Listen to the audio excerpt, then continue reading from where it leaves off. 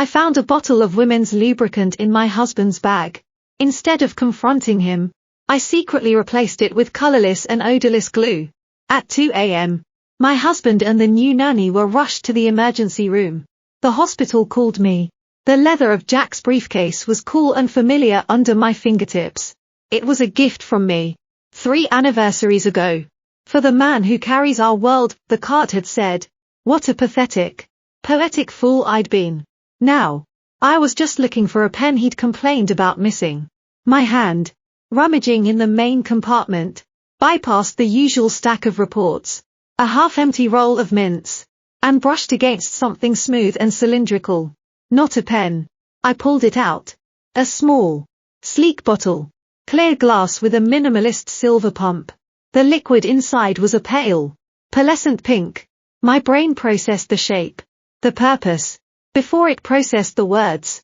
Then I read the label, Silkylan, personal lubricant, for enhanced sensitivity. I turned it over. It was nearly full. The brand was French. Expensive. I'd seen it once. In the windows of a boutique in Soho I never had the nerve to enter. I didn't use this. We didn't use this. Our intimacy, what remained of it, was a quiet, infrequent transaction, conducted in the dark with a bottle of functional drugstore KY tucked in my nightstand. This was foreign. This was someone else's. The air in our pristine suburban home office vanished. I sat back on my heels, the cold bottle of brand in my palm. My heart wasn't racing, it was a dull, dead weight. This was it. Then. Not a suspicion. Not a paranoid fantasy nurtured during sleepless nights. Evidence. Physical. Purchasable. Hidden among the spreadsheets evidence. I thought of his excuses lately, late nights at the firm. The new merger stress. Headaches. Fatigue. I'd made him green smoothies. I'd given him space. A laugh, dry and brittle as dead leaves, escaped me. It echoed in the silent room. I looked at the bottle again. For enhanced sensitivity, I felt nauseous. Methodically, I placed it back exactly where I'd found it. My hands were steady. I zipped the briefcase. I stood up. I walked to the kitchen, poured myself a glass of water, and drank it all. The world had shifted on its axis, but the granite countertops were still gleaming. The lunchboxes were lined up on the bench, ready for tomorrow. My reflection in the toaster was pale, but my face was a mask of calm. This was the skill, wasn't it, the great feminine skill of maintaining the surface while the foundations crumbled. I needed to think. No. I needed to know. My first call wasn't to Jack. It was to Liz. Hey, you're alive, her voice, perpetually edged with humor, came through the speaker. I was about to send a search party. Book club recap emails gone unanswered for 48 hours. Scandalous. Liz, I said, and my voice sounded normal. Too normal. Hypothetical question. The levity dropped from her tone immediately. Emma, what's wrong? Nothing's wrong. Just a thought experiment. If you found something in your husband's possession, something intimate, something that clearly wasn't for you, what would you do? The line was silent for a beat too long. Define intimate. A bottle of lube. Fancy stuff. Not the kind you buy at CVS. Jesus. I heard the flick of a lighter. Her long exhale. Liz smoked when she was stressed. Okay. Shit. Okay. Where did you find it? His briefcase. His briefcase. Who the hell carries lube in their briefcase, unless, she trailed off. The implication hung between us. Obvious and vile. It wasn't for planned, at-home use. It was for opportunistic, away-from-home use. Unless, I echoed flatly. Don't jump to conclusions, she said. But the warning was weak. Confront him. But, get your ducks in a row first. Do you have any other feelings? Feelings. A bitter laugh escaped me. I feel like I'm going to throw up. I feel like my marriage is a diorama of a happy life. And I just saw the glue melting. I meant clues. You idiot. Other clues. I thought of the new perfume Sophia, our live-in nanny, had started wearing. A musky, jasmine-heavy scent. Sophisticated. Too sophisticated for a 24-year-old from Ohio. I'd thought. I'd mentioned I liked it. She'd blushed and said it was a gift from a friend. Last week, I'd hugged Jack goodbye and caught a faint, similar note on his collar. Long day, he'd muttered, pulling away. The office reeks of perfume from the secretarial pool. Maybe, I said to Liz. Nothing concrete. Watch him, Liz said, her voice low and serious. Watch her. Don't say a word. Not yet. A bottle could be, I don't know. A gag gift from the guys, something for you he's embarrassed about, but, Emma, be smart. And for God's sake, don't do anything until you're sure. A false accusation and you're the crazy wife forever. We hung up. The advice was sound, but it churned in my gut. Watch. Wait. Be the understanding wife. The role I'd played for a decade was now my cover. Dinner was theater. The kids, Chloe and Ben, chatted about school projects and soccer tryouts. I nodded, made the right noises, passed the roasted chicken. Jack sat at the head of the table, scrolling through his phone with one hand, eating with the other. How was your day, honey? I asked, my voice sweet, plastic sweet. Oh, a grind. The Henderson account is a nightmare. They want everything yesterday. He didn't look up. You've been working so hard lately. I pressed, spearing a green bean. All those late nights. The team must be exhausted. He finally glanced at me, a flicker of something, irritation, guilt, in his hazel eyes. It's the job. You know that. Billable hours wait for no man. He forced a smile. But the bonus this year will be good. Maybe that trip to Cabo. Finally. Cabo. A dream we'd shelved after Ben was born. Now it felt like a bribe. A shiny object to distract the dog. That'd be nice. I said. You just seem more stressed than usual. Is it just the work, or the people? I let the question hang. He put his phone down. Screen facing the table. A defensive move. What's that supposed to mean? Nothing. Just, you're around new people all the time. Young associates. Interns. It can be draining. Managing all those personalities. I took a sip of water, watching him over the rim of my glass. His shoulders tensed almost imperceptibly. It's fine. Sophia handles the chaos here. I handle it there. We're a team. He gestured vaguely with his fork, encompassing the home, the children, her. The word team felt like a slap. Sophia chose that moment to glide into the dining room to clear the smaller plates. She moved with a quiet efficiency that had always impressed me. Tonight, it felt studied, sensual. She was wearing a simple cashmere sweater that clung to her slight frame, and those jeans that looked painted on. The jasmine scent trailed behind her. Dessert, Mrs. Miller, she asked, her voice soft, with the faintest hint of an accent she'd picked up God knows where. No, thank you. Sophia, you've done enough. I didn't miss the way Jack's eyes followed her as she bent to take Ben's plate. The fleeting glance at the sweep of her dark hair against her neck. It was quick. Most wives would have missed it. But I was no longer most wives, I was a detective in my own home. Later, after baths and stories, the house settled into its nighttime quiet. Jack was in his study, finishing up. I pretended to read in bed, every sense hyper-alert. I heard the soft pad of footsteps in the hallway, too light to be Jack's. They paused outside our bedroom door. My breath caught. Then they continued, down the hall to the guest wing where Sophia's room was. A moment later, I heard the muffled chime of a text message from Jack's study. Coincidence? It had to be. But the seed was now a poisonous, flowering vine, wrapping around my ribs, squeezing. The next day, I became a ghost in my own house. I observed. When Jack came home, Sophia was helping Ben with a Lego castle in the living room. Daddy's home, Ben yelled. Jack dropped his briefcase, and swooped Ben up. Sophia looked up, smiling. Not the polite employee smile.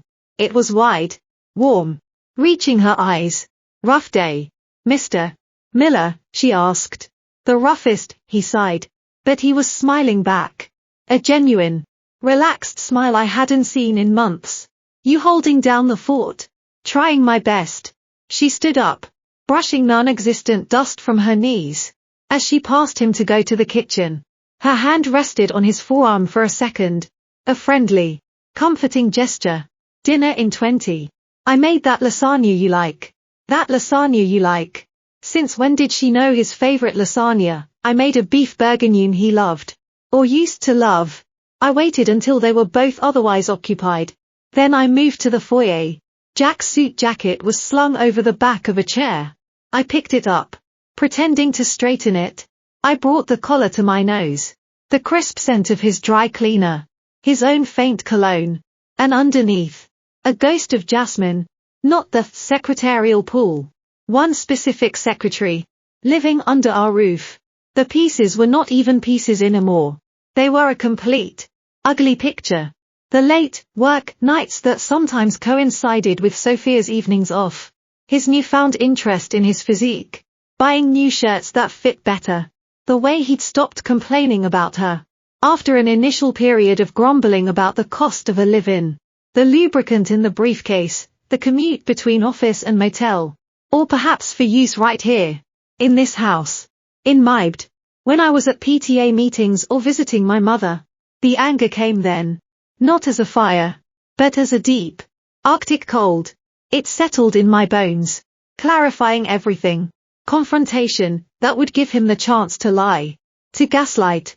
To turn it around on me. It would be messy. Emotional. And ultimately, inconclusive. He'd swear to end it. I'd be the wounded, forgiving wife. And the shame would be mine to carry. Or he'd leave. And she'd win. My home. My children's stability. Shattered. No. A strange, icy calm descended.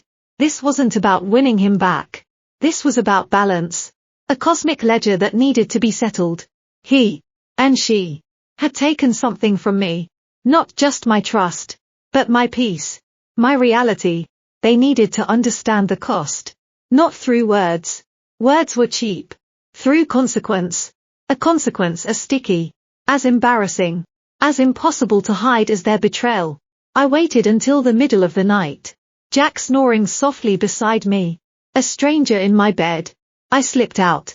Went to the study. And opened my laptop. The blue glow lit my frozen face. I didn't search for divorce lawyers or private investigators. I typed in a different set of keywords: medical grade adhesive, high bond strength, skin contact, colorless odorless, page after page of industrial suppliers, medical supply companies. I needed something specific. Something that would pass for a clear, silicone-based lubricant in a dim room.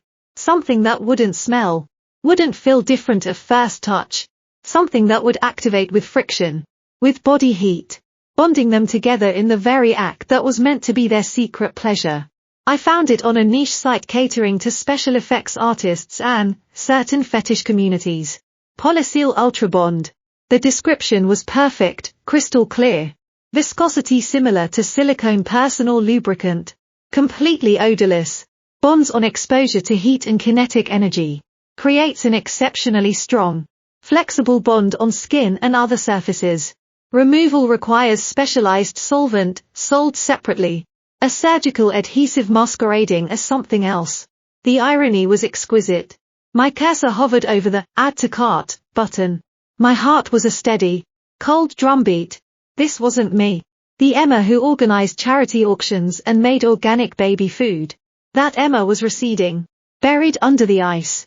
The woman clicking the button, entering the shipping address to a UPS store box I'd rented years ago for a surprise party, was someone new. Someone capable of quiet, precise vengeance. As I entered the payment details, my own credit card, a line Jack never checked, I didn't feel guilt. I didn't feel fear. I felt a grim sense of purpose. The bottle in his briefcase was a promise of illicit pleasure. The bottle I was ordering would be a promise of a different kind.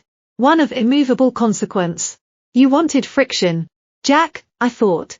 Closing the laptop. Plunging the room back into darkness. You wanted heat, I'll give it to you. I'll give it to both of you. The ghost walked back to the bedroom. Slid into bed beside the sleeping man who was my husband. I stared at the ceiling, waiting for dawn. waiting for the delivery. The game was no longer about discovery. It was about preparation. And I was now the one in control. The package arrived in a plain brown box, unremarkable amidst the flurry of Amazon deliveries that graced our doorstep daily. It bore the label of a generic industrial supply company. I retrieved it quickly, the cardboard cool and anonymous in my hands, and took it directly to the one place in the house that was truly mine, the locked cabinet in the garden shed where I kept potting soil, unused terracotta pots, and the sharp, clean tools for pruning. My sanctuary of order. Inside, nestled in biodegradable packing peanuts, were 2 bottles. 1. A plain plastic squeeze bottle labeled Polyseal Ultra Bond Adhesive. The liquid inside was perfectly clear, slightly thicker than water, utterly inert. The other was a smaller amber glass bottle labeled Solvent X, 200. The warning labels were stark, for professional use only. May cause skin irritation. Use in a well-ventilated area. Keep away from eyes and mucous membranes. I handled the adhesive bottle with a sort of clinical reverence. I unscrewed the cap, gave it a tentative sniff. Nothing. No chemical smell. No sweet fragrance. Nothing. I squeezed a single, glistening drop onto the weathered wooden workbench. It pooled, clear as a tear. I touched it with the tip of a popsicle stick. It was slick, viscous. I spread it, then pressed 2 pieces of scrap wood together, holding them for a minute as the instructions dictated. At first, nothing. They slid. Then, a gradual resistance set in. After 5 minutes, I pulled. The wood held. 10 minutes, and I couldn't separate them without significant force. And when I did, it tore splinters from both pieces. The bond was formidable, flexible, and tenacious. A perfect, silent trap. The next phase required precision and nerve. I needed the vessel. Dumping the silkelin and refilling its elegant bottle with the adhesive was the obvious solution. But it was also risky. What if Jack noticed a difference in the bottle's weight? What if the consistency, though similar, was not identical? What if the silkelin had some subtle scent I'd missed? I couldn't afford a single flaw. Then, inspiration struck. Cold and clever. In the back of my bathroom cabinet, behind the expired cold medicines and half-used lotions, I found it, a nearly identical bottle. It was a sample of a high-end facial serum, a gift with purchase I'd never used. Same clear glass, same silver pump mechanism, same approximate size. It was empty, clean, a perfect replica. I spent an hour in the shed, surgical in my focus, using a small funnel. I carefully decanted the Polyseal into the pristine serum bottle. It filled it to almost the exact same level as the silkelin in Jack's briefcase. I wiped the bottle meticulously, removing any fingerprints. I held it up to the light. It was indistinguishable from the real thing, a promise of pleasure that was, in fact, a prison. Now, for the swap. Timing was everything. Jack's schedule was predictable, gym on Wednesday and Friday evenings. 7-8:30 p.m. Sophia took a weekly yoga class on Wednesday nights. 7:15-8:30. At a studio across town. It gave me a window. A 30-minute overlap where the house would be empty, save for the children asleep in their rooms with the baby monitor on. That Wednesday, I performed my part with Oscar-worthy normality. I kissed Jack goodbye as he left in his gym clothes, his breath smelling of the protein shake Sophia had blended for him. Have a good workout, honey. I helped Sophia zip her yoga mat bag. Have a good class, Sophia. Don't rush back on our account. My smile felt carved from wood. The moment the door closed behind her, the atmosphere in the house shifted. The silence was no longer peaceful, it was charged. Operative. I moved quickly, quietly, up the stairs, checked on Chloe and Ben, both deep in the stuffed animal clutches of sleep, down to his study. His briefcase stood by his desk, a sentinel of deceit. My hands were steady as I flipped the latches. The click was deafening in the quiet room. There it was, nestled between a manila folder and his tablet. The pink liquid seemed to glow with a malevolent light. I took it out, placed it on the desk. From the pocket of my cardigan, I produced the doppelganger. The clear, innocent-looking bottle of glue. I placed it in the exact same indentation in the leather. I held the real bottle of silk elan. For a wild second, I considered smashing it, watching the pink slick spread over his imported rug. Instead, I unscrewed the cap. I pumped once, twice, into a tissue. The smell was faintly floral, unidentifiably expensive. It was the smell of my humiliation. I squeezed the rest of the contents into the toilet, watching the pearly fluid swirl and vanish. I rinsed the bottle, filled it with dish soap and water, shook it, dumped it. I repeated the process until it was sterile, empty, a hollow shell. I dried it thoroughly and buried it deep in the kitchen trash, under coffee grounds and eggshells. The evidence was gone. The weapon was in place. I closed the briefcase. The latches clicked again, sealing the trap. I was back in the living room, a book open on my lap. By the time I heard the garage door hum, Jack returned first, smelling of sweat and the gym's antiseptic spray. "Good workout?" I asked, not looking up from my page. "Brutal," he grunted, heading for the stairs and a shower. "New trainer is a sadist." I heard the water turn on. Minutes later, the front door opened softly. Sophia's sneakers whispered on the hardwood. "Hello, Mrs. Miller," she said. Her face flushed from exercise, glowing. "Kids okay?" "Sound asleep," I said, finally looking at her. She was vibrant, alive, young. A coil of hatred, pure and hot, tightened in my stomach. But my voice was mild.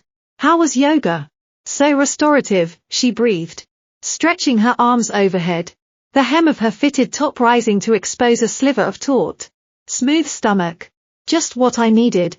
I bet it was, I thought. A little calm before the storm.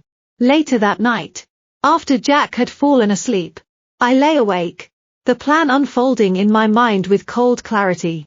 The swap was only step one. I needed confirmation. I needed to see the landscape of the betrayal, to know the terrain I was poisoning. The next day, when the house was empty, I ventured into the digital realm. I never invaded Jack's privacy before. It had seemed a fundamental breach. The province of insecure, paranoid women. Now, I was that woman. But my paranoia was a prophecy come true. I didn't know his computer password, but I knew he kept a small, leather-bound notebook in his top desk drawer, a relic of a pre-digital age where he scribbled reminders. Passwords included, idiot, I thought, with a savage kind of glee. There it was. Between Dentist October 5 and Henderson Q4 projections, a string of characters followed by work laptop. The computer whirred to life. My heart hammered against my ribs. A frantic bird in a cage of ice. I went straight to the credit card statement.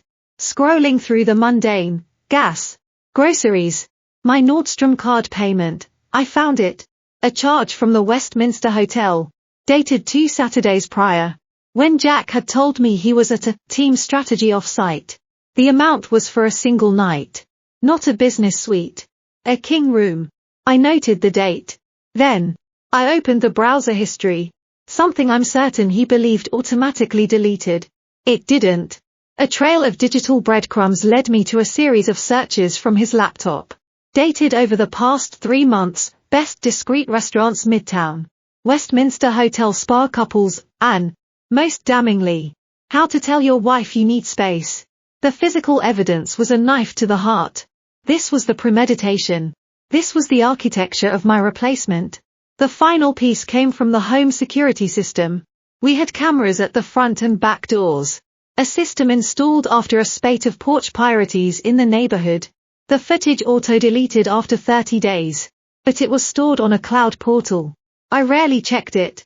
Jack managed it. Using the password from his book, I logged in. I navigated to the early hours of a Thursday morning. 3 weeks ago. Jack had worked late, coming in after midnight. I'd been asleep. The timestamp read 2:17 a.m.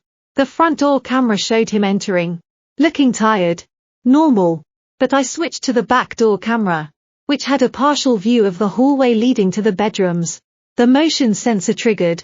There was Jack, still in his suit, walking not towards our bedroom, but pausing outside the door to the guest wing. He looked up and down the hallway, a furtive, guilty glance, then tapped softly on Sophia's door. It opened a crack, spilling warm light into the dark hall.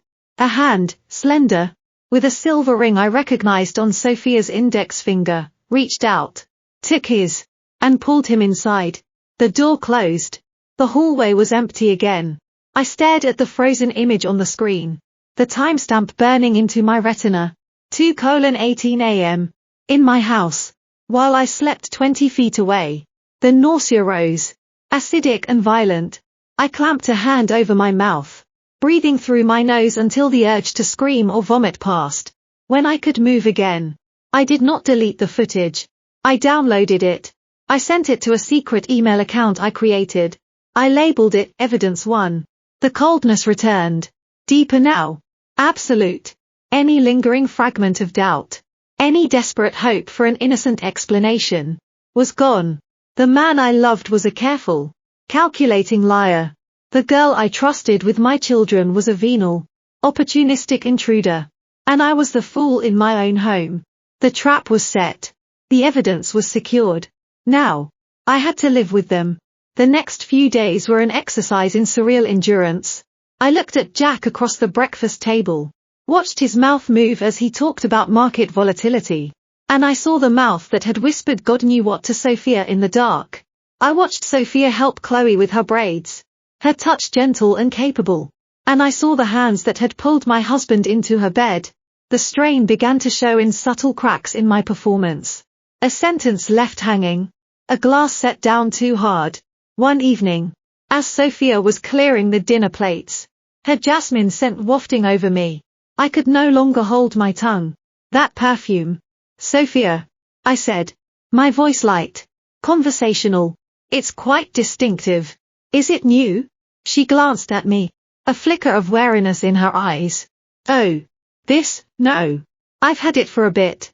A friend gave it to me. A friend with good taste, I said, sipping my wine. It's very mature. Not like the sweet things most girls your age wear. I saw Jack's head come up slightly from his phone. Thank you. I think, she said with a nervous laugh, continuing to the kitchen. I pressed on, my gaze shifting to Jack. You know, I think I smelled something like it on your collar the other day. Jack, after that late meeting with what was it? The Henderson team? I let the question hang. A poisonous cloud in the room. Jack froze. His eyes met mine. And for a second, I saw pure, unadulterated panic. Then, the mask slammed down. Henderson, he scoffed. Too loudly. God. No. His assistant wears something awful. Like old roses and mothballs.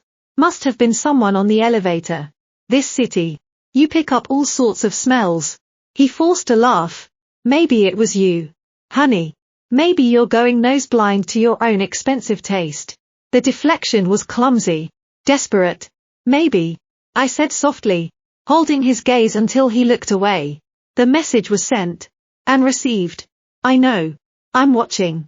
That night, after Jack's snores filled the room, I finally broke. The icy detachment shattered. And I was just a woman, curled in a ball on the bathroom floor. A towel stuffed in my mouth to muffle the sobs that racked my body.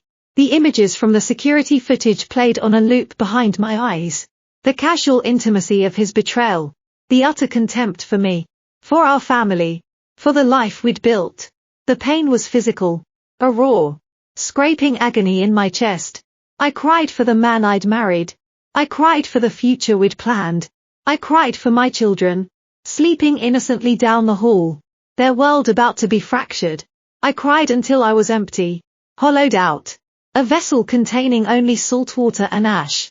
Then, from that emptiness, the cold resolve seeped back in, thicker, harder than before. The tears had been a purge. There was no room for sentiment now, no room for the woman who loved him. That woman was a casualty of his war. The woman who got up from the cold tile floor, washed her face, and looked at her red-rimmed, determined eyes in the mirror was a general. And the battle was not for his heart, but for retribution. I opened the medicine cabinet. Behind the aspirin, in a small, locked box where I kept the kids' expired prescription meds waiting for a pharmacy take-back day. I had something else. A prescription for Xanax. From a brief bout of panic attacks after my father died. I rarely took them. I shook out one small, white pill. I didn't take it to sleep. I held it in my palm. A tiny totem of chemical calm. My guarantee that when the time came, my nerves would not betray me. I placed it back in the bottle. Not yet. Soon. The trap was baited. The players were in position, moving blindly towards their parts. All that was left was for me to step off the stage and let the mechanism engage. I returned to bed, lying as far from Jack's sleeping form as possible. I didn't close my eyes. I stared into the darkness, planning my exit, rehearsing my lines for the next act. The silent swap was complete. Now, the waiting began. The waiting was a form of torture. Every morning, I looked at Jack's briefcase by the door. A sleek leather casket holding its secret payload. I'd imagine his hand reaching in during the day, fingers brushing against pens, papers, and it. Did it give him a thrill, a little jolt of anticipation? The thought made my skin crawl. But I fed on the disgust. It fueled the cold engine of my resolve. I needed to be gone when it happened. Not just out of the house, but plausibly, verifiably distant. I needed an alibi that would hold up under the inevitable scrutiny, not from the law, perhaps, but from Jack, from curious friends, from my own lingering conscience that whispered this was madness.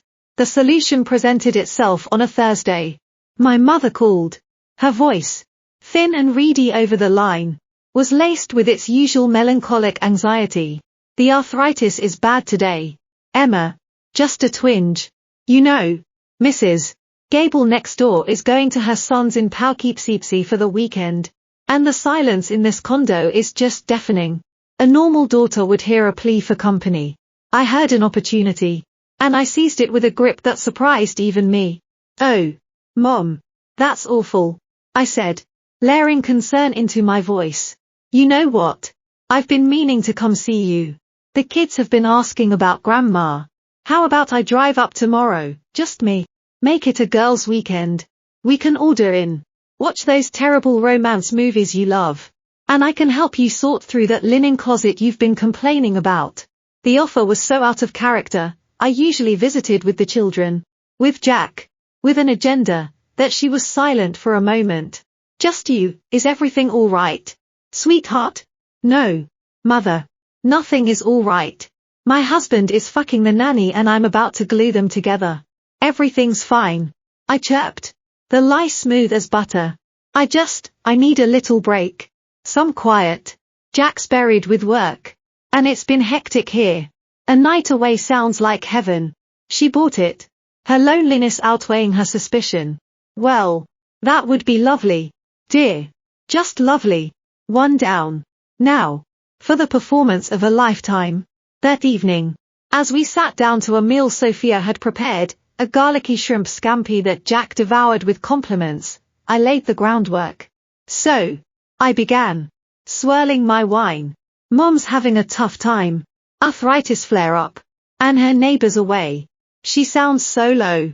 I let a sigh, heavy with daughterly duty, escape me. I was thinking of driving up to White Plains tomorrow. Staying the night. Give her some company. Help her out a bit. Jack looked up. A shrimp halfway to his mouth. Tomorrow, it's Friday. There's that client dinner. The Henderson follow-up. I might be late. The lie came so easily to him. I wondered if Henderson even existed. That's perfect, I said, smiling brightly. I won't have to rush dinner. And the kids will be fine here with Sophia. I turned to her, where she stood politely by the sideboard, waiting to clear.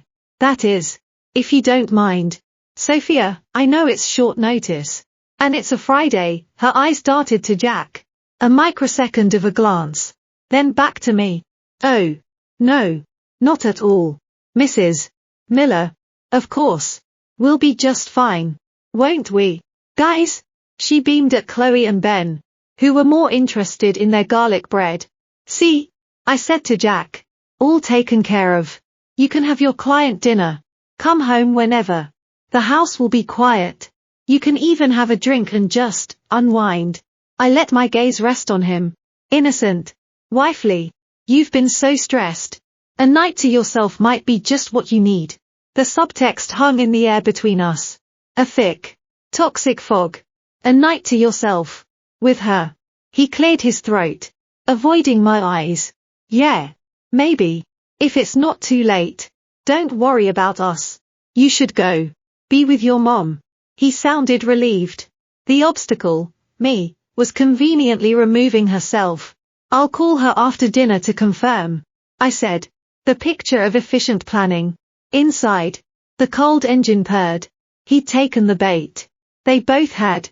Later, in our bedroom, I packed an overnight bag. I made a show of it, asking Jack if he'd seen my favorite sleep shirt. I called my mother back, putting her on speaker so he could hear. Hi Mom. It's me. Just confirming I'll be there tomorrow. Probably by dinner time. Yes. Just me, I know. I'm looking forward to it too, okay. Love you. Bye. I hung up. The alibi was witnessed. Documented. A phone record. A credible witness in my fragile, arthritic mother. Jack was in the bathroom, brushing his teeth. I stood in the doorway, leaning against the frame. You're sure you'll be okay? I asked. My voice soft, laced with a wifely concern that tasted like ash in my mouth. He spat, rinsed, wiped his mouth. When he looked at me in the mirror, his reflection was a stranger's. We'll be fine. Don't worry. Give your mom my love. He turned and offered a bland, distracted peck on my cheek. The kiss of a man already mentally elsewhere. Drive safe. I lay awake long after he fell asleep. The plan ticking through my mind like a metronome. Every detail had to be perfect. The drive to my mother's was real, I would go. But I wouldn't stay. The next day unfolded with a surreal, slow-motion normalcy. I made pancakes for the kids. I kissed them goodbye, lingering a little longer than usual, breathing in the scent of their hair, a mix of maple syrup and childish innocence. Be good for Sophia, I whispered to Chloe, who clung to my leg. Will you bring back Grandma's cookies? Ben asked. Ever practical. A whole tin. I promised. My heart a lump of lead. I loaded my bag into my SUV. Jack was heading out earlier. A pre-meeting downtown. He gave me a quick, dry kiss on the lips. Call me when you get there. I will. I forced a smile. Have a good dinner. Don't work too hard. He gave a non-committal wave, already scrolling through his phone. I watched him walk to his car, the confident set of his shoulders, the briefcase swinging at his side. The briefcase. I felt a jolt, electric and cold. It's in there. The trap is armed. Sophia stood at the doorway, holding Ben's hand. She was dressed in casual chic, yoga pants and a tight, cropped sweatshirt. Her hair was in a perfect, messy bun. She looked like a model playing a nanny. Don't worry about a thing, Mrs. Miller, she said, her smile wide and bright. We'll have a movie night. Pizza. The works. I'm sure you will, I said, my own smile feeling like a crack in porcelain. I looked at her. This young woman in my home, with my children, about to have a movie night with my husband. The hatred was a clean, sharp thing. Thank you, Sophia, for everything. I got in the car and drove. I took the familiar route north towards White Plains, my hands at 10 and 2 on the wheel, a good driver following the rules. I called my mother from the car, hands-free. On my way. Mom. Traffic's not bad, yes.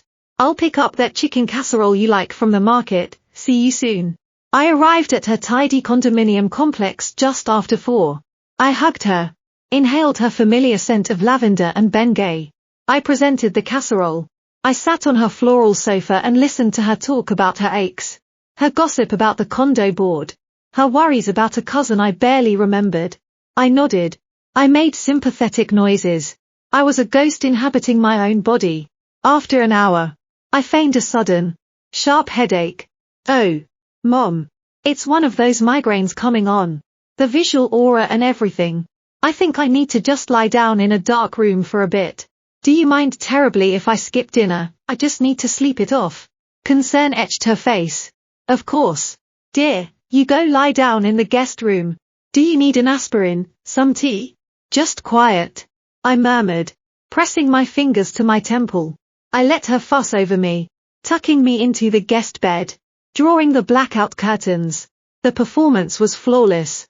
When she closed the door, I was left in profound darkness. I waited. I listened to the sounds of her moving around the condo, the distant murmur of her television.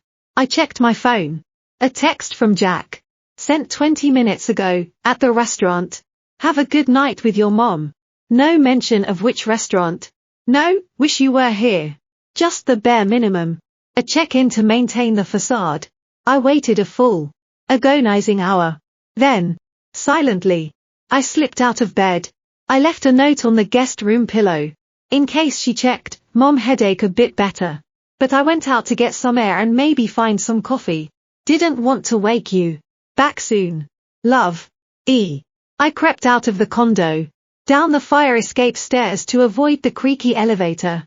My car was parked in the visitor's spot. I got in, started the engine, and pulled away without turning on the headlights until I was on the main road. I wasn't heading back home. I was heading to a different kind of hiding place. I'd booked a room at a cheap, anonymous motel off the interstate. A place called the Starlight Inn that had hourly rates and didn't ask questions. I paid in cash, using a fake name I'd concocted, Linda Green. The clerk, a pimply teenager absorbed in a game on his phone, didn't even look up as he handed me the keycard to room 114. The room was a monument to despair. Faded floral wallpaper, a carpet stained with mysteries, the pervasive smell of cheap air freshener and old cigarettes. It was perfect. I locked the door, fastened the chain. I turned off my phone completely, not just silenced, but powered down. No location pings. No accidental calls. I was a ghost. I sat on the edge of the lumpy bed. The silence was absolute, broken only by the intermittent hum of the ice machine outside. This was it. The point of no return. I was now actively, physically, in the place where the betrayed wife waits for her revenge to unfold. I had set the stage, handed the players their scripts, and now I was in the wings, listening for the cue. The hours stretched, elastic and cruel. I thought of them. Were they ordering pizza now? Was Sophia laughing, tossing her hair, feeding my children cheese and pepperoni? Were they putting the kids to bed together? A grotesque parody of a happy family. My mind, unbidden, supplied the images, the bedtime stories, the goodnight kisses. Then, the waiting, the children asleep, the house settling, the look they would exchange, the unspoken signal. He would go to his study, perhaps, open the briefcase. His fingers would close around the cool glass of the bottle. Would he hesitate? Would a flicker of doubt cross his mind, or would the anticipation, the thrill of the illicit, drown it out? He would take it, and he would go to her, or she to him. My stomach churned. I thought of the adhesive, clear and innocent in its bottle. I thought of the first touch. It would feel normal, perhaps a little cooler. It would spread. And then, the friction, the body heat, the chemical reaction, silent and inexorable, beginning its work. At what point would they notice? When the initial ease gave way to a strange tackiness, when movement became difficult, when they tried to separate and found they could not, a wave of something, not guilt, not pity, but a profound, shuddering horror at my own creation, washed over me. I hugged myself, rocking slightly on the bed. This is monstrous. The thought was clear, cold.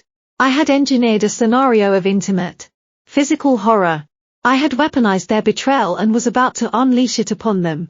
But then, I saw Jack's furtive glance on the security footage. I heard Sophia's tinkling laugh in my kitchen. I felt the slick, expensive bottle of silk Ellen in my hand. The horror receded, burned away by a hotter, more sustaining fire, rage. I stood up, pacing the narrow confines of the room. 3 steps to the bathroom door. 3 steps back. I turned on the TV, muted it, watched the silent, frantic movements of a late-night infomercial. I checked the time. 10:47 p.m. The kids would be long asleep. The house would be quiet. The stage was set. At 11:15, my hotel room phone rang. A shrill, shocking sound in the silence. I jumped, my heart hammering against my ribs. For a wild, disoriented second, I thought it was them, that they'd somehow found me. Then logic reasserted itself. Only one person had this number, the front desk. I had given it as a contact, a requirement of the seedy establishment. I let it ring 3 times, steadying my breath. Hello? A young, bored male voice. Ms. Green, this is the front desk. Just checking. You're staying the one night. Right, check-out's at 11 a.m. Yes, I said, my voice steady. One night. Cool. Sorry to bother you. I hung up. The call, mundane as it was, shattered the eerie sanctum of my waiting. It reminded me I was in the real world, where motel clerks did night audits and time moved forward, second by second, towards an inevitable, terrible phone call. I knew, with a cold certainty, that it would happen tonight. The law was too strong, the alibi too perfect, the bottle, waiting. They were animals driven by instinct, and I had laid out the perfect feast. I lay back on the bed, staring at the water-stained ceiling. I didn't sleep. I counted the slow, red pulses of the smoke detector's LED light. I rehearsed, again and again, the conversation I would have with the hospital. The shock, the confusion, the dawning, horrified understanding. I practiced the gasp, the tremor in my voice, the frantic questions of a worried wife. I was a playwright, an actor, and the sole audience for this grim rehearsal. The only thing I couldn't rehearse was what came after. The aftermath. The look on Jack's face. The wreckage of my life. The explaining to my children. A sliver of grey light appeared around the edges of the heavy curtain. Dawn. The night had passed. My night of waiting was over. Their night, theirs was just beginning its final, catastrophic act. I looked at the digital clock on the nightstand, 5:18 a.m. Any moment now, the phone would ring, and the world I had so carefully dismantled would finally, loudly, explode. The motel room was a tomb, and I was its lone, watchful inhabitant. Dawn's grey fingers had done nothing to dispel the shroud of dread, they only made the stains on the carpet more visible, the cracks in the plaster more profound. The silence was no longer empty, it was a held breath, a vacuum waiting to be shattered. Every rustle of the ancient heating unit, every distant cough from another room, every sigh of the plumbing was a false alarm, a tiny detonation of hope and fear that left me more frayed. I had not slept. Sleep was for the innocent, for those with untroubled consciences. My conscience was a hive, buzzing with venomous activity. I'd run through every scenario, they'd used it and discovered the trick immediately. And Jack was currently enraged, tearing the house apart looking for me. They'd used it and were now permanently, absurdly fused, waiting for the children to find them in the morning, a thought so grotesque it made bile rise in my throat. Or, the most likely, the most meticulously planned for outcome, they'd used it, and the bonding had been gradual, inescapable, culminating in a frantic, hushed, and ultimately hopeless struggle, leading to the one phone call I both awaited and dreaded. I checked my powered-off phone for the 100th time. Its black screen a mocking pupil. 6:02 a.m. The kids would be waking soon. Sophia would be getting up to make breakfast. Or would she? A new, chilling thought. What if they'd been trapped all night? What if Chloe or Ben had gone looking for a glass of water and stumbled upon? I couldn't finish the thought. My plan, so cold and logical in its conception, had not accounted for the unpredictable innocence of my children. I'd been so focused on punishing the guilty, I'd risked traumatizing the pure. I was on the verge of powering the phone on, of breaking my own airtight alibi, when the room phone rang. Its shriek in the stale silence was so violent, so physically assaulting, that I jerked backward as if struck. The sound was archaic, metallic, demanding. It was the sound of consequences. My hand hovered over the receiver. This was it. The moment the world I'd broken would make itself known.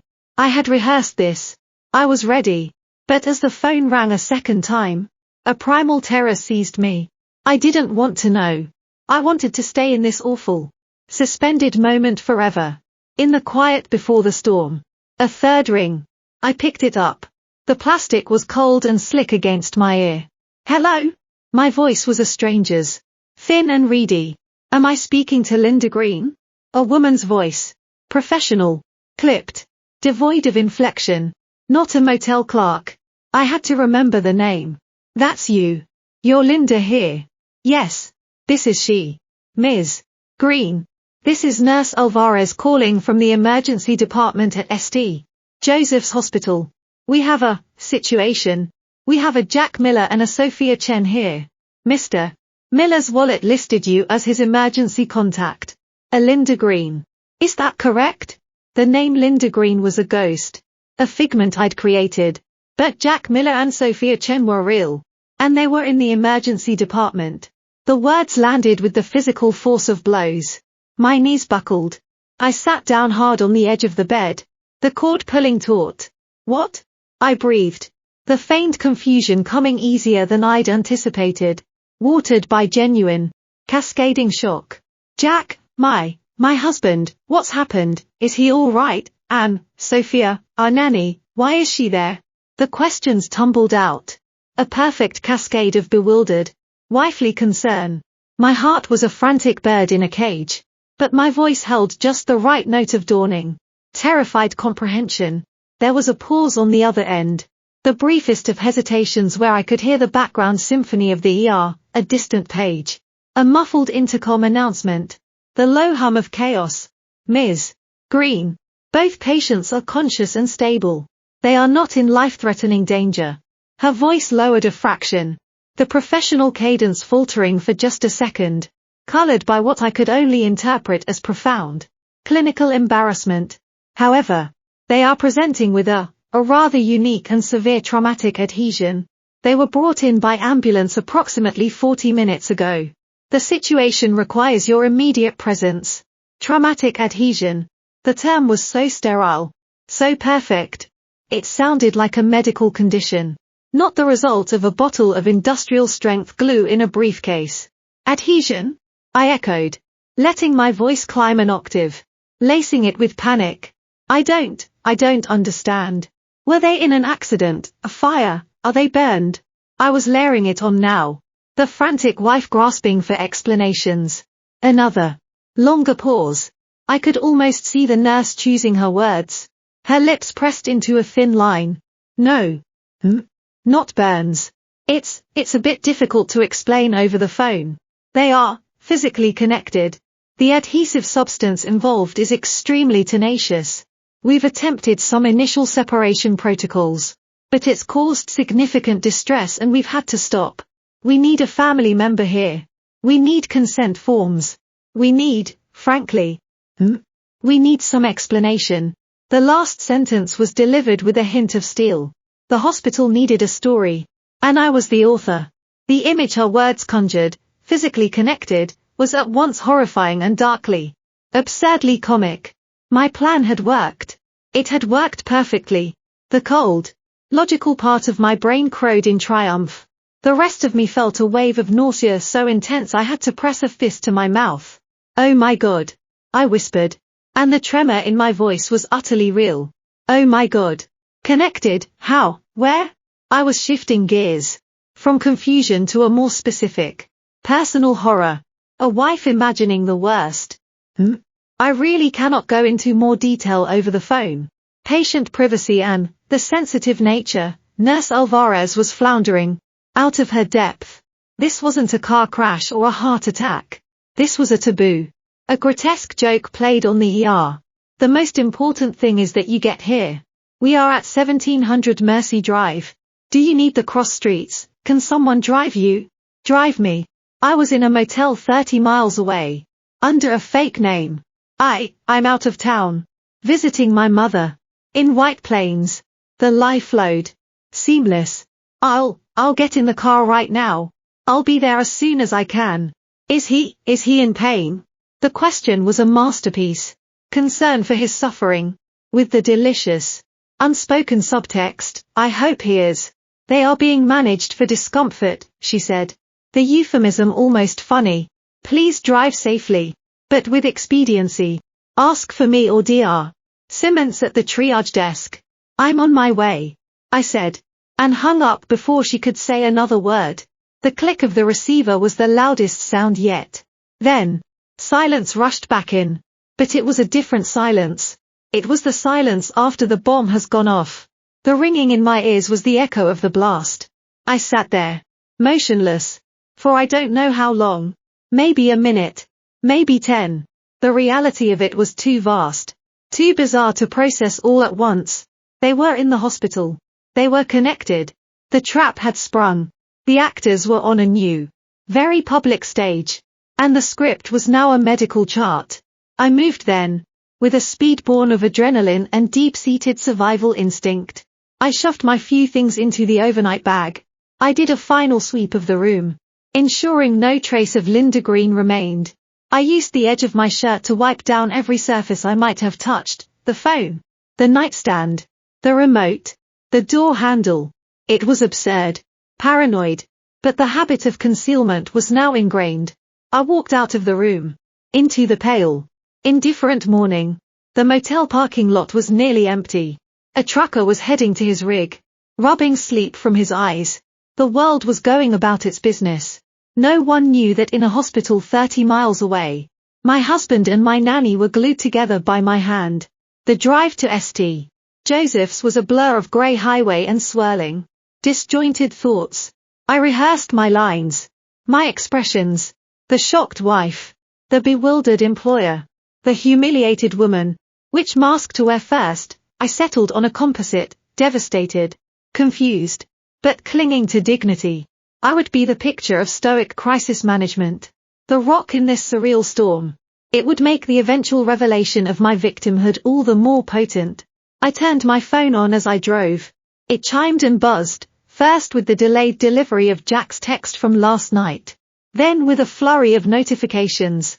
3 missed calls from an unknown number, the hospital, a voicemail. I didn't listen to it.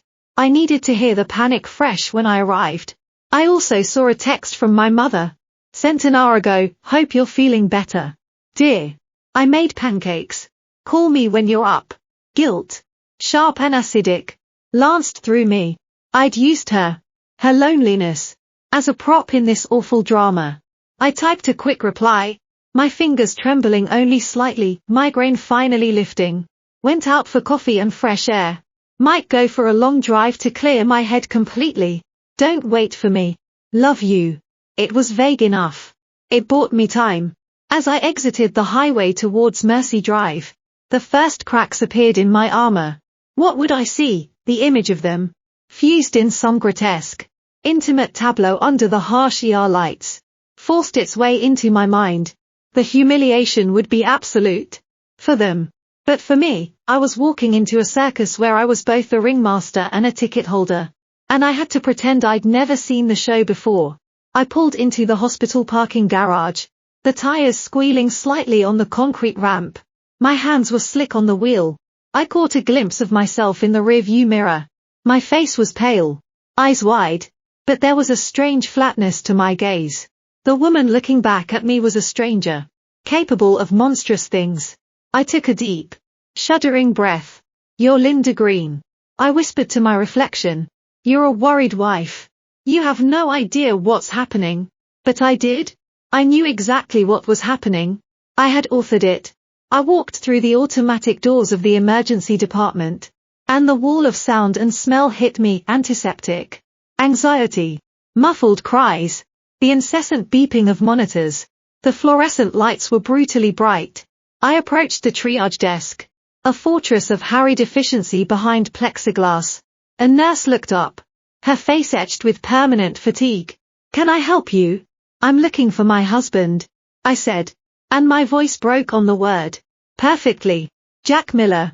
And our nanny, Sophia Chen. A nurse Alvarez called me. I'm Linda Miller. I mean, Green. Linda Green. I fumbled the names. The flustered, distressed relative.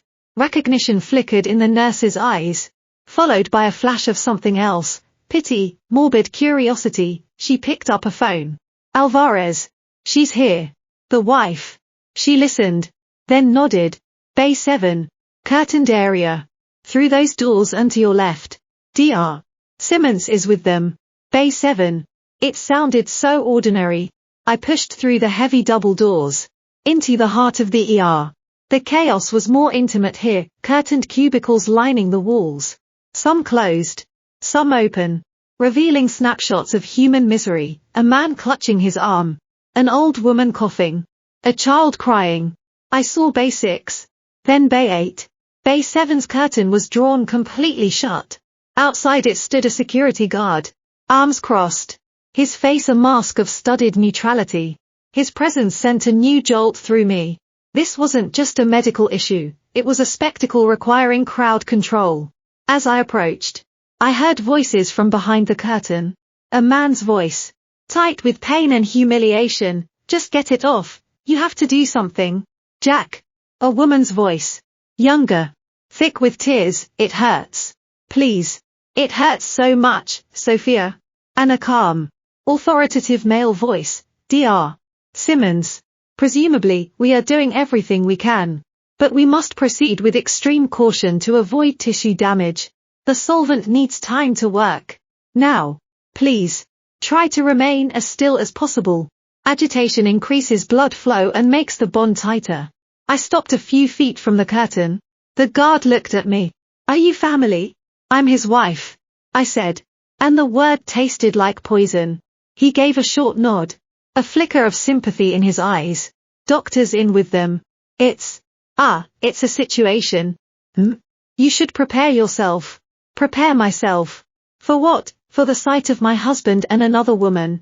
Locked in a chemical consummation of their betrayal, I had prepared for this moment for days. I had orchestrated it. But standing here, listening to their pained, desperate voices, smelling the sharp, astringent scent of medical-grade solvent that even the curtain couldn't contain, I realized no amount of planning could prepare me for the reality. I reached a hand out. The curtain was a heavy, beige fabric, the final barrier between the world I knew and the world I had made. Taking a final, shallow breath that did nothing to fill my lungs, I pulled the curtain back. The curtain rasped on its track, parting to reveal a scene of such profound, clinical absurdity that for a moment, my brain simply refused to process it. The harsh, shadowless light of the ER bay reflected off stainless steel and white tile, casting everything in a sterile, unforgiving glare. They were on a single, widened gurney, angled upright. Jack, shirtless, his face a mask of agony and shame, was half-turned, his left arm and the entire left side of his torso twisted at an unnatural angle. Sophia, wearing only a thin, paper hospital gown that gaped open at the back, was pressed against him, her face buried in the crook of his neck. It wasn't an embrace. It was a forcible, adhesive merger. The point of contact was a wide, horrifying patch stretching from just below Jack's ribcage, across the lower part of his chest and the upper curve of his abdomen, and onto Sophia's right side and the swell of her breast. Their skin was fused in a single, seamless, angry-looking plane.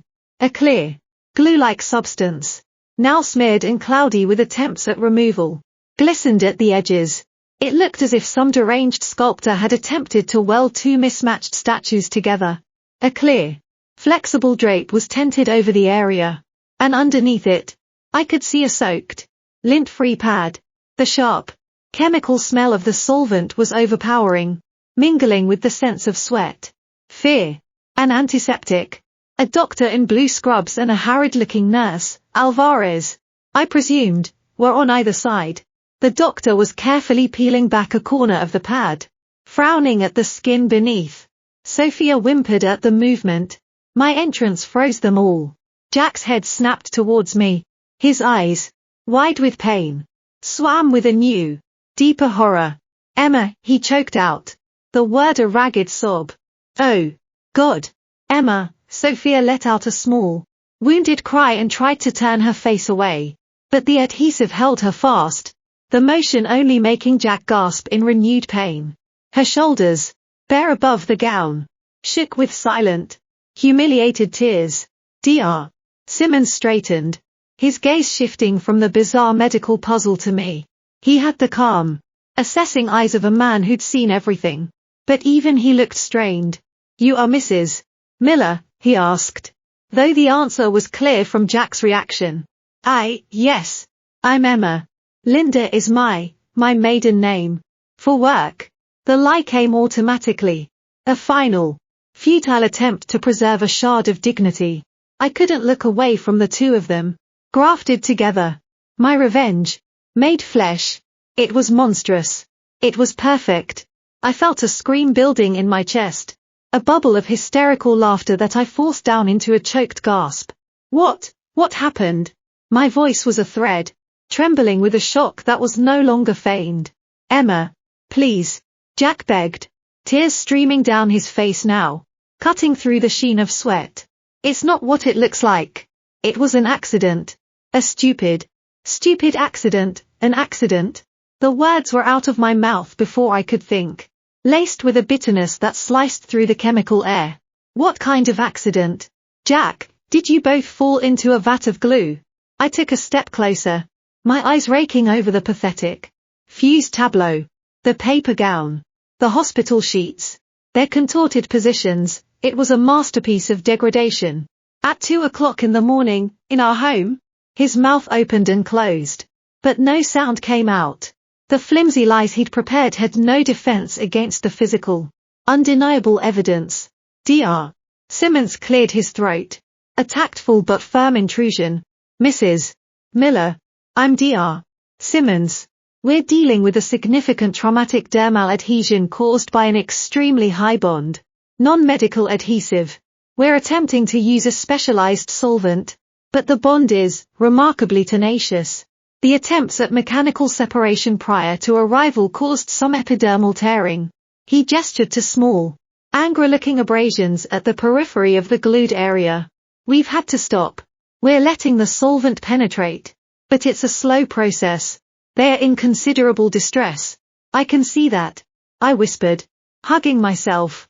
The act was both self-comfort and performance. The devastated wife. How did this substance get on them?" I asked, injecting just the right amount of bewildered horror. It was the nurse, Alvarez, who answered, her voice flat. "They were brought in by EMS. The report stated they were entangled, and the substance was on a personal lubricant bottle found at the scene. The bottle shattered during the incident. EMS had to transport them together. A personal lubricant bottle." The words hung in the air, heavy and explicit. The last pretense evaporated. I looked at Jack. The sheer, utter shame on his face was more satisfying than any confession. "A personal lubricant bottle," I repeated slowly, letting each syllable drop like a stone. "In our house. At 2 a.m. With Sophia." I turned my gaze to the girl, who was now sobbing openly, her body shuddering against Jack's. "Sophia, can you explain this, because I am struggling to understand." "Mrs. Miller, I'm so sorry," she wailed, the sound muffled against Jack's skin. "It was a mistake, we never meant, it was what?" "Sophia?" My voice rose, sharp and clear, cutting through her sobs. "A game, a science experiment. What were you doing with my husband and a bottle of lube in the middle of the night?" The act was taking on a life of its own. The rage, so long iced over, was thawing into a white-hot, righteous fury. I was no longer just pretending, I was feeling it. Every betrayed night, every suspicious scent, every lie was fuel. "Emma, stop it," Jack groaned. A pathetic attempt at command. "This isn't helping. We need the doctor to fix this." "Fix this?" I let out a short bark of laughter that held no humor. "How exactly do you fix this? Jack, do they have a solvent for adultery, for betrayal?" I took another step forward, my eyes blazing. "You want me to help? Tell me the truth. Right now. In front of the doctor. In front of the nurse. Tell me what you were doing." The silence that followed was broken only by the beep of a monitor in the next bay and Sophia's hiccuping cries. "Dr. Simmons and Nurse Alvarez had become statues, professional witnesses to a marital collapse. Jack's head dropped, his chin nearly touching his chest. The only part of him he could move freely. A low, broken sound escaped him. We were together. The admission was a whisper, but in the quiet room, it was a thunderclap. Define together. I pressed. Relentless. I needed the words. I needed them etched into the medical record, heard by disinterested third parties. Emma, for God's sake, say it. He flinched. A tear dripped from his nose onto the sheet. We were having sex. Okay, you happy? We were having sex. The bottle, it was new. Something she'd bought. It felt strange. Cold. Then it started to stick. We couldn't get apart. It just got worse. We tried water. Soap, it was like fucking crazy glue. His voice rose to a panicked shout. We were stuck. We had to call 911. The EMTs saw us. They had to cover us with a sheet. They laughed. The image was too vivid. Too humiliating. The 911 call. The ambulance ride. The snickering EMTs. My revenge was more comprehensive than I'd ever dreamed. I stood there, letting his words hang, letting the full, grotesque picture solidify for our audience. Dr. Simmons looked at the floor. Nurse Alvarez busied herself with a chart. Her lips pressed tight. How long? My voice was quiet now, deadly calm. How long has this been going on? Jack just shook his head, weeping silently. It was Sophia who spoke, her voice small and shattered. A few months. Months. In my house. While I slept. While I made his lunches and planned his birthdays and loved him. The final piece of the knife twisted. I nodded slowly, as if absorbing a great, tragic truth. I turned to Dr. Simmons, my social mask sliding back into place. Cracked but functional. Doctor, what do you need from me? He cleared his throat, visibly relieved to be back on medical ground. Consent forms for continued treatment. The solvent we're using is strong. There's a risk of chemical burn. And further skin damage during separation is almost inevitable. We may need to consult a plastic surgeon. Also, he hesitated. The nature of the incident, EMS was required to notify police. It's protocol for injuries of an unexplained or unusual nature. An officer may wish to speak with you all. Police. Of course. My alibi was solid, but a new thread of anxiety wound through me. I had to stay in control. Before I could respond, the curtain rings scraped again. A police officer stood there, a woman in her 40s with a weary, no-nonsense face and sharp eyes that took in the scene with one swift, assessing glance. Her name tag read R. Mendoza. I'm Officer Mendoza, she said, her voice calm but firm. I need to speak with the individuals involved in this incident. Her gaze landed on me. And you are? I'm Emma Miller, his wife. I gestured weakly towards the gurney. And her employer. The titles tasted like ash. Mendoza's eyebrows lifted a fraction, but her expression remained professionally neutral. I see. I'm going to need to get statements. This is a highly unusual situation. We need to determine if a crime has been committed. A crime? Jack's head jerked up. We didn't commit a crime, it was an accident with a defective product. The product is being analyzed, Mendoza said evenly, her eyes on the fused mass of skin and glue. But the circumstances are suspicious. A man and a woman, not married to each other, in a state of extreme compromise, in a home where you, she looked at me, are the legal resident. We need to rule out anything non-consensual, or any form of assault. The word assault landed like a grenade. Sophia flinched. Jack looked horrified. Assault. They thought he might have done this to her. Or, a darker thought flickered in the officer's eyes, that she might have done it to him. The predator-victim narrative was shifting, and none of them had the right script. This was my moment. I had to steer the narrative. Hard. I let my shoulders slump. The picture of exhausted, heartbroken dignity. Officer, I said, my voice trembling with a carefully measured blend of grief and resolve. I can assure you, as humiliating and as devastating as this is for me, it was consensual. I looked at Jack, then at Sophia. letting the betrayal hang in the air between us. My husband has just admitted to an affair with our live-in nanny in our home, while I was away visiting my sick mother. I think the adhesive was just a tragically ironic twist of fate. I delivered the line with the perfect mix of sarcasm and pain. A defective product. As he said, the only crime here is the one they committed against our marriage and our children, who are currently with a neighbor, thankfully unaware that their father and their nanny needed to be chemically separated by emergency services. My speech had its intended effect. Officer Mendoza's lips thinned. The clinical curiosity in Dr.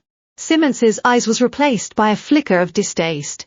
Nurse Alvarez looked at Jack and Sophia with unveiled contempt. The story was now clear, a tawdry affair. A bizarre accident. A betrayed wife picking up the pieces. I was the victim. The sane, wronged party in a sea of idiocy and lust. Jack was staring at me, a new kind of horror dawning on his face. He saw the narrative solidifying, and with it, his complete and utter ruin. Emma. Please what? Jack? I asked, my voice cold. Please understand, please forgive you and Sophia glued yourselves together in the bed you share with me. You called an ambulance. The entire hospital now knows. The police know. What exactly is left for me to understand? I turned back to Officer Mendoza. I have nothing more to add. It's a personal tragedy, not a criminal matter. Unless, I added, as if the thought had just occurred, I could press charges for trespassing, or corrupting the morals of a minor. She's 24. So I suppose not. The barb was deliberate, aimed at Sophia's youth. Mendoza sighed, pinching the bridge of her nose. I'm very sorry for your situation. It's unorthodox. I'll need formal statements from them when they're capable. She gave the fused couple a look of profound professional inconvenience. And I'll need to see the product once it's released by EMS. In the meantime, I'd like your contact information and the neighbors where the children are. I provided it all. The model of cooperative shell-shocked efficiency. As I spoke, I watched Jack. The weight of it all, the physical pain, the humiliation, the medical ordeal, the police presence, and my cold, controlled fury, was crushing him. He looked broken. Truly, utterly broken. Sophia just kept crying. Soft, hopeless sounds against his neck. Dr. Simmons moved forward again. The solvent seems to be having some effect at the edges. We're going to attempt a slow, controlled separation. It's going to be painful. We can administer more local analgesic. But, he didn't finish. The butt hung in the air. But you brought this on yourselves. Do what you have to do. Doctor, I said, my voice empty. I looked at Jack one last time. I'll be outside. I need to call my mother. I need to decide what to tell our children. I turned and walked out, pulling the curtain shut behind me, closing off the sight of them. The beige fabric was a flimsy barrier, but it was enough. On the other side was the catastrophe I had willed into being. On my side, in the bright, chaotic hallway of the ER, I was just another grieving family member. I leaned against the wall, the cool cinder block a shock against my back. The security guard gave me a wide berth. The sounds of the hospital swirled around me, a baby crying, a cart rattling, a page for a doctor. I had done it. I had exposed them, humiliated them, and cemented myself as the wronged party. I had the moral high ground, the sympathy of the authorities, the perfect alibi. It was a flawless victory. So why did I feel so hollow, standing there in the antiseptic glow, listening to the first, muffled screams of pain as they began, slowly and agonizingly, to pry my husband and his lover apart? The separation took 4 more excruciating hours. I spent them in a plastic chair in the stark, overly bright family waiting room, a space designed for quiet despair. I sipped vending machine coffee that tasted of burnt plastic and listened to the low, anguished cries that occasionally carried down the hall from Bay 7, punctuated by the brusque, calming tones of Dr. Simmons. They sounded like animals caught in a trap. Which, of course, they were. I had simply set the trap and walked away.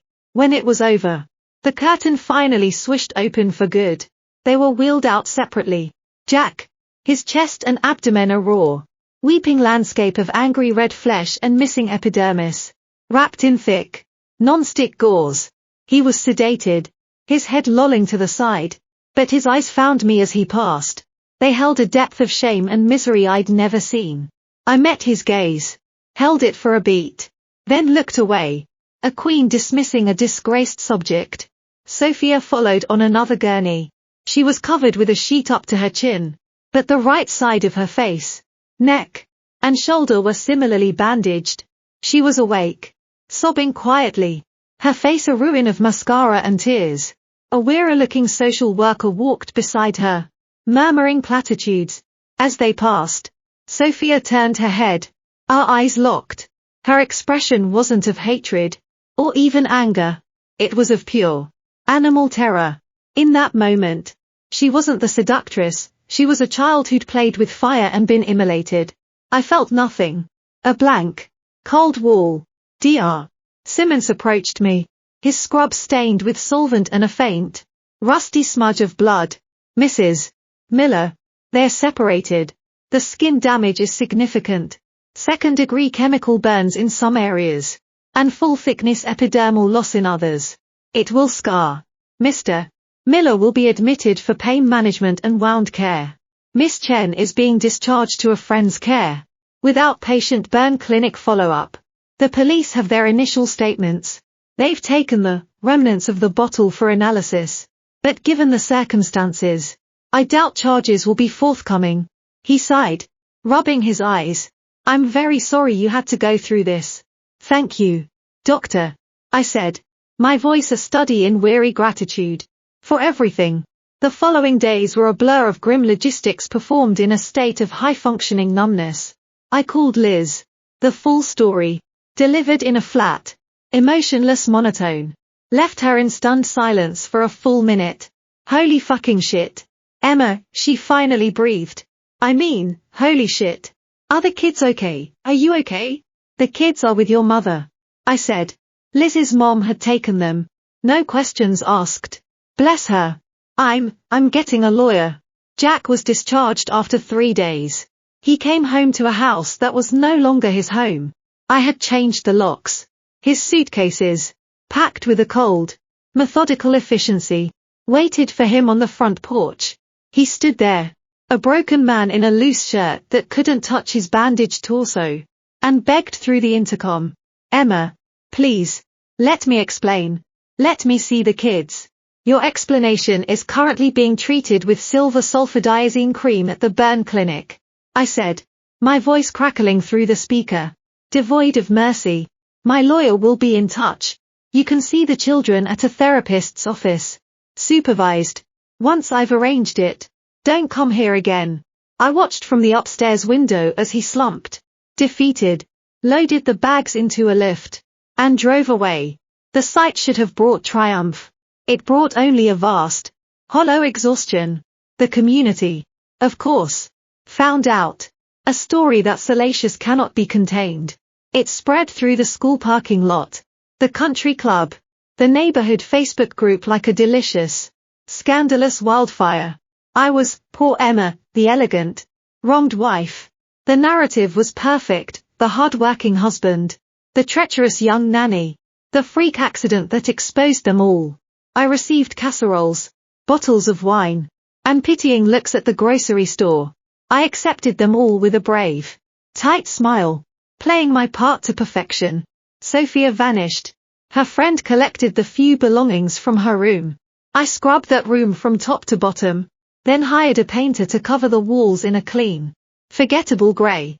I sold the king-sized bed from the master bedroom to an online consignment store.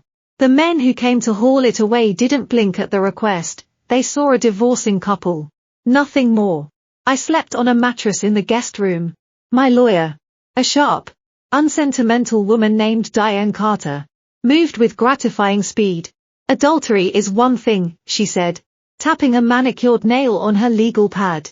Adultery that results in a public spectacle requiring hospitalization and police reports is quite another. The humiliation factor is off the charts. We'll own the narrative. Full custody. The house. A significant portion of his assets. He'll be too embarrassed to fight. She was right. Jack's lawyer, a flustered-looking man, proposed a settlement that was staggeringly generous. Jack just wanted it to go away. He wanted to disappear. The once proud, confident man I'd married was now a husk, haunted by physical pain and public ridicule. My revenge was a living thing, eating him from the inside out. I should have been satisfied. One afternoon, a month after the incident, I was in Jack's old study, Mr. D now, sorting through the last of his detritus. Diane had advised a clean break, sell anything of his, donate the rest. In the back of his filing cabinet, behind the tax returns, I found a small, locked fireproof box. I didn't have the key. I didn't need it. A sharp letter opener from the desk jimmied the cheap lock with a satisfying crack. Inside were not stocks or bonds, but memories. Our memories. The dried corsage from our senior prom.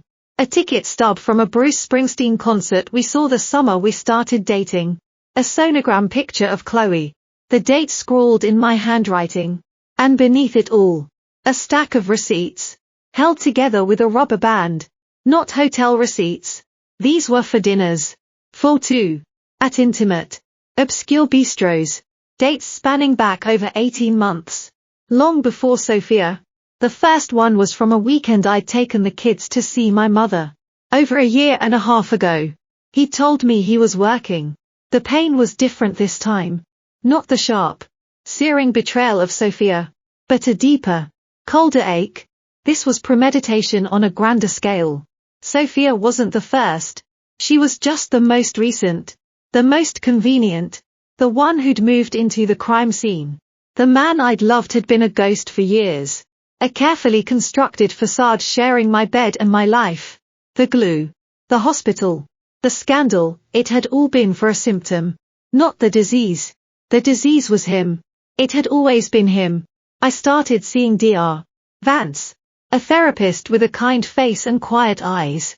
In her soothing, neutral-toned office, I played my part, the devastated victim, struggling to process the trauma, worried for her children. And how do you feel about your own actions, Emma? She asked one session, her voice gentle. In the time leading up to the discovery, the question caught me off guard. We'd talked about Jack's betrayal, the loss of trust, the co-parenting challenges. We had not talked about the bottle, the swap, the long drive to the motel, the cold, meticulous planning. I felt powerless. I said, the rehearsed line slipping out. And then, when I found the evidence, I just shut down. I went into survival mode. Dr. Vance nodded, scribbling a note. Survival mode can make us do things we might not recognize in ourselves. It's a protective dissociation. Have you experienced any intrusive thoughts, fantasies of retaliation? It's very common. I looked at her. At the compassionate tilt of her head, I thought of the Polyseal Ultra Bond website. The feel of the serum bottle in my hand. The sound of the motel phone ringing. The smell of the solvent in the ER. No. I lied. My voice clear and calm. Just sadness. And a determination to protect my children. I was an excellent patient. Life developed a new, strained rhythm. Jack had rented a sterile apartment in a complex full of other divorced men. Our interactions were limited to terse emails about childcare schedules and financial transfers, conducted through our lawyers. The few supervised visits with Chloe and Ben were agony. The children were confused. Quiet. Chloe, at 8, was old enough to sense the monumental shame surrounding her father. Daddy has always, was all she would say. Ben just clung to me. I threw myself into the mechanics of single motherhood. I volunteered at the school, joined a book club, not the old one, and started a small consulting business from home. I was Emma Miller, survivor, a pillar of stoic resilience. The community admired me. My children depended on me. The world saw a woman rebuilding from ashes.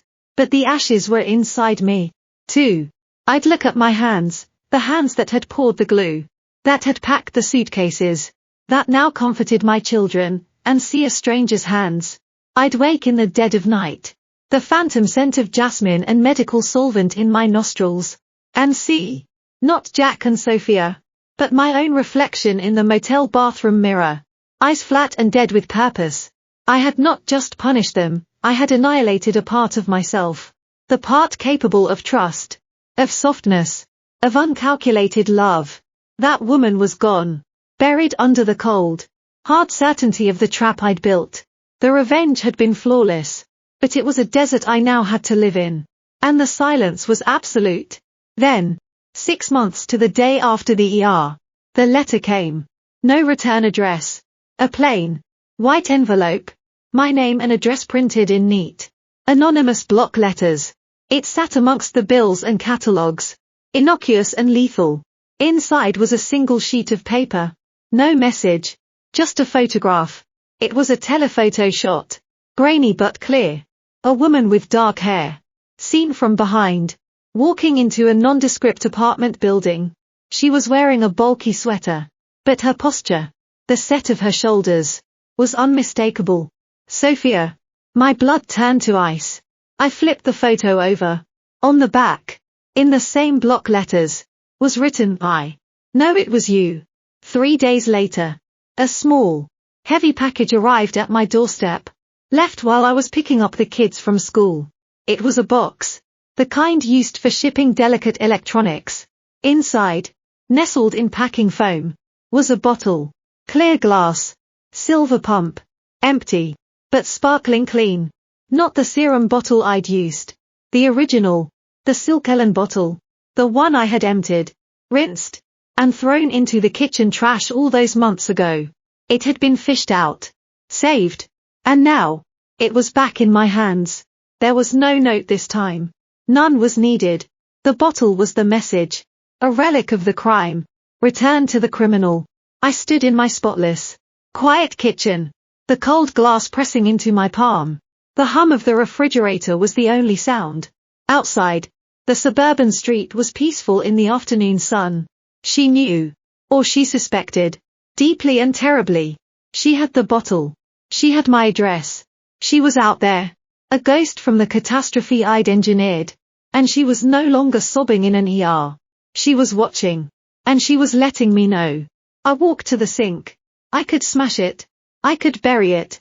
But that would not know what she knew. That would not erase the words on the back of the photograph. The revenge was complete. The divorce was final. The life I'd wanted to preserve was gone. The life I had now was built on a foundation of silent, perfect vengeance. And now, a crack had appeared in that foundation. Not wide enough for the world to see. Just wide enough for me to feel the cold draft blowing through, carrying the faint, persistent scent of jasmine, solvent, and something new, something far more dangerous, a reckoning that was not yet over. I placed the empty bottle on the kitchen counter. It sat there, gleaming in the sunlight, a tiny, beautiful monument to everything I had done, and everything that might still be undone.